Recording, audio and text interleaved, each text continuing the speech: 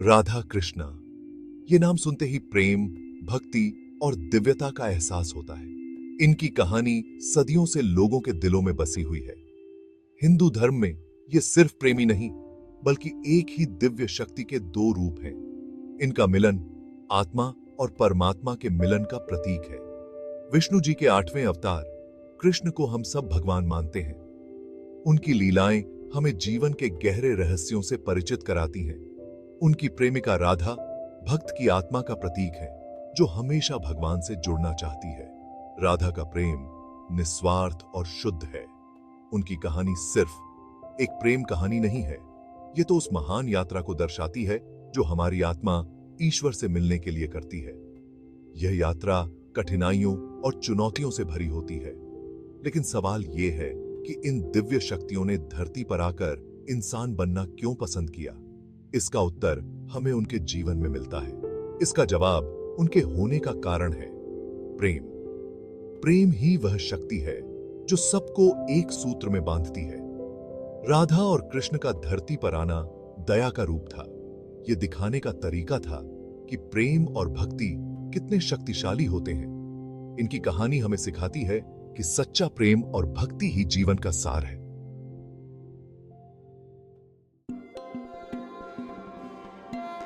रहस्य खुलता है। सोचिए, आप सर्वशक्तिमान हैं, सब जानते हैं, समय और जगह की सीमा से परे हैं। और अब सोचिए, आप इंसानी भावनाओं, अनुभवों और जन्म मरण के बंधन में बंधना चाहते हैं। राधा और कृष्ण ने ठीक यही किया। उनका इंसान बनना कोई संयोग नहीं था, ये उनकी इच्छा थी। उन्होंने दुनिया को इंसानों की नजर से देखना चाहा। खुशी, गम, प्रेम और वियोग, हर तरह की भावना को महसूस करना चाहा। यह चाहत इंसानों से जुड़ने की, उन्हें आध्यात्मिक जागृति की राह दिखाने की थी। हमारे जैसे बनकर उन्होंने ईश्वर को हमारी पहुंच में हमारे जैसा और समझने लायक बना दिया। राधा कृष्ण के जीवन को अक्सर लीला, दिव्य नाटक कहा जाता है। यह नाटक केवल एक प्रेम कहानी नहीं है, बल्कि एक गहरा आध्यात्मिक संदेश भी है। उनकी कहानी प्रेम, चाहत और विरह की मोहक कहानियों से भरी है। यह प्रेम केवल भौतिक नहीं, बल्कि आत्मिक भी है, जो आत्मा की गहराइयों को छूता है। वृंदावन में बचपन की शरारतों से लेकर चांदनी रात में उनके दिव्य नृत्य तक, हर घटना का गहरा आध्यात्मिक महत्व है। उनकी हर शरारत में एक गूढ़ संदेश छिपा है। उनका मानव जन्म स्वर्गलोक से बचने के लिए नहीं था। यह मानवीय अनुभव को उसकी सभी जटिलताओं के साथ अपनाने के बारे में था। वे हमारे जैसे ही थे, लेकिन फिर भी दिव्य थे। वे हंसे, वे रोए, उन्होंने प्यार किया, वे हारे, और इस सब के माध्यम से उन्होंने हमें जीवन, प्रेम और ईश्वर की खोज के बारे में बहुमूल्य पाठ पढ़ाया। उनके अनुभव हमें सिखाते हैं कि हर भावना का अपना महत्व है। उनकी लीला एक अनुस्मारक के रूप में कार्य करती है कि जीवन एक दिव्य नृत्य है, खुशी और दुख, प्यार और नुकसान से बुनी एक टेपेस्ट्री। यह नृत्य हमें जीवन के हर पहलू को स्वीकार करने की प्रेरणा देता है।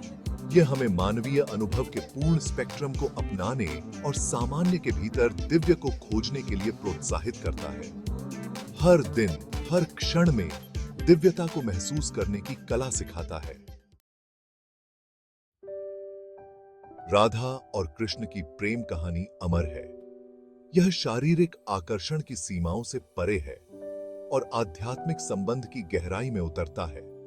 उनका प्यार ईश्वर के साथ मिलन के लिए आत्मा की लालसा का प्रतीक है। अपने मानव अवतारों के माध्यम से उन्होंने प्रेम के विभिन्न पहलुओं का प्रदर्शन किया। बचपन के दोस्तों का चंचल स्नेह, बिछड़े प्रेमियों की गहरी लालसा और भक्त की ईश्वर के प्रति अटूट भक्ति। उनकी प्रेम कहानी हमें सिखाती है कि सच्चा प्यार अधिकार के बारे में नहीं, बल्कि मुक्ति के बारे में है। यह अपने और दूसरों के भीतर ईश्वरीय चिंगारी को पहचानने और प्रेम के अंतिम स्रोत के साथ मिलन के लिए प्रयास करने के बारे में है। कृष्ण और गोपियों की कहानी हिंदू धर्म की सबसे प्रसिद्ध कथाओं में से एक है। वृंदावन की ग्वालिन गोपियां कृष्ण की परम भक्त थीं। उनके प्रति उनका प्रेम शुद्ध और बिना शर्त का था, जो ईश्वर के लिए आत्मा की लालसा का प्रतिनिधित्व करता है। अपनी मधुर धुनों के साथ कृष्ण की बांसुरी उस दिव्य पुकार का प्रतीक है जो आत्मा को जगाती है। कृष्ण के लिए प्रत्येक गोपी की लालसा मानव हृदय की संबंध की इच्छा को दर्शाती है, जो स्वयं से बड़ी किसी चीज के लिए है। इस लालसा, इस तड़प से डरना नहीं चाहिए, बल्कि गले लगाना चाहिए। यह वह प्रेरक शक्ति है जो हमें आध्यात्मिक पथ पर आगे बढ़ाती है, हमें ईश्वर के साथ अंतिम मिलन की ओर ले जाती है। कोई भी मानव जीवन चुनौतियों से रहित नहीं है। हर किसी को अपने जीवन में किसी न किसी प्रकार की कठिनाइयों का सामना करना पड़ता है, और पृथ्वी पर राधा और कृष्ण का समय भी इससे अछूता नहीं था। उनके जीवन में भी कई कठिनाइयां और चुनौतियां आईं।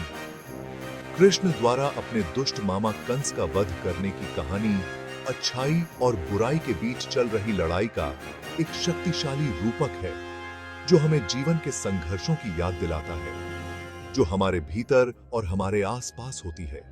यह संघर्ष हमारे मन और आत्मा में भी चलता रहता है।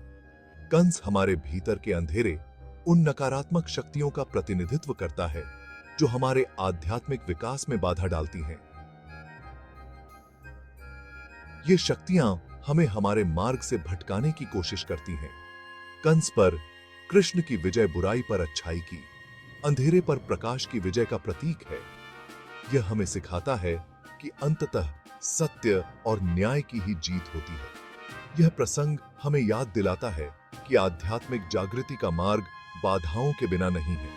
हमें अपने लक्ष्य तक पहुंचने के लिए संघर्ष करना पड़ता है। हमें चुनौतियों का सामना करना पड़ेगा, लेकिन साहस, दृढ़ संकल्प और ईश्वर में विश्वास के साथ हम किसी भी बाधा को दूर कर सकते हैं। यह हमें प्रेरित करता है कि हम कभी हार न मानें और अपने लक्ष्य की ओर बढ़ते रहें।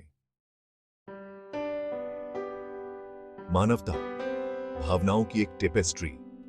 राधा और कृष्ण हालांकि दिव्य थे, मानवीय भावनाओं के पूर्ण स्पेक्ट्रम का अनुभव करने से कभी पीछे नहीं हटे। वे हंसे, वे रोए, उन्होंने खुशी, दुहक, क्रोध और क्षमा को महसूस किया। वे किसी भी अन्य इंसान की तरह जीते थे, प्यार करते थे और खो देते थे।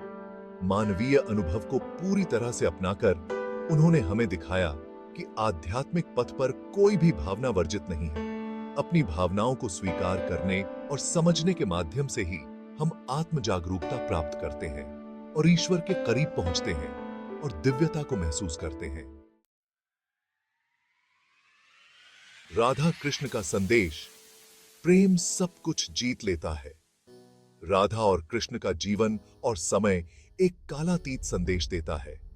प्यार सब कुछ जीत लेता है। एक दूसरे के लिए उनका प्यार, मानवता के लिए उनका प्यार और ईश्वर के लिए उनका प्यार उनकी कहानी का केंद्र है। यह प्रेम केवल एक भावना नहीं, बल्कि एक शक्तिशाली शक्ति है जो बांधती है, ठीक करती है और रूपांतरित करती है।